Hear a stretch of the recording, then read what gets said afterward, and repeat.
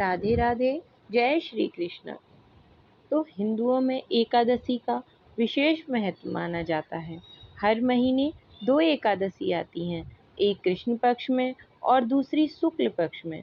आषाढ़ महीने की कृष्ण पक्ष में पड़ने वाली एकादशी को योगिनी एकादशी कहते हैं।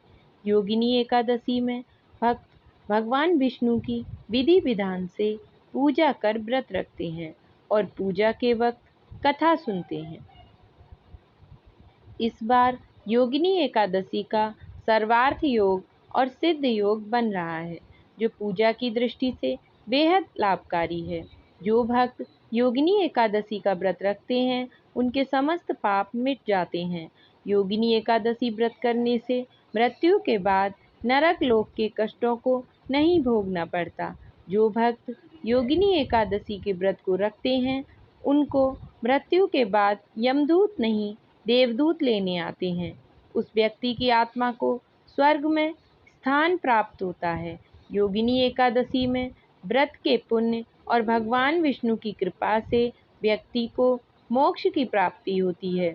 जो भक्त योगिनी एकादशी का व्रत रखते हैं, उसे 88,000 ब्राह्मणों को भोजन कराने का पूर्ण लाभ भी प्राप्त होता है। तो आइए योगिनी एकादशी व्रत की कथा को सुनते हैं। एक बार की बात है, जब स्वर्गलोक में कुबेर नाम का एक राजा रहता था। वो शिव भक्त था, प्रतिदिन नियमित रूप से शिव आराधना करता था। उसका हेम नाम का एक माली था, जो हर दिन पूजा के लिए फूल लाता था। माली की विशालाक्षी नाम की बहुत सुंदर पत्नी थी, जिसके सौंदर्य पर माली आसक्त रहता था। एक दिन प्रातःकाल हेम माली मानसरोवर से फूल तो तोड़ लाया, परंतु घर पर अपनी रूपवती स्त्री से कामासक्त होकर दोपहर तक राजा के यहाँ नहीं पहुँचा। राजा कुबेर को पूजा के लिए विलंब हो गया।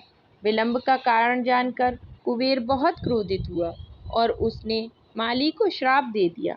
कुबेर ने कहा कि तुमने ईश्वर भक्ति से ज़्यादा कामासक्ति को प्राथमिकता दी है। तुम्हारा स्वर्ग से पतन होगा और तुम धरती पर स्त्री वियोग और कुष्ठ रोग का कष्ट भोगोगे। कुबेर के श्राप के फलित होते ही माली हेम धरती पर आ गिरा। उसे कुष्ठ रोग हो गया और इसकी स्त्री भी चली गई। हेम वर्षों तक पृथ्वी पर अनेकों कष्ट सहता रहा।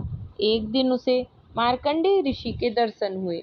उसने अपनी सारी व्यथा उन्हें सुनाई और अपने प्रायश्चित का मार्ग पूछा।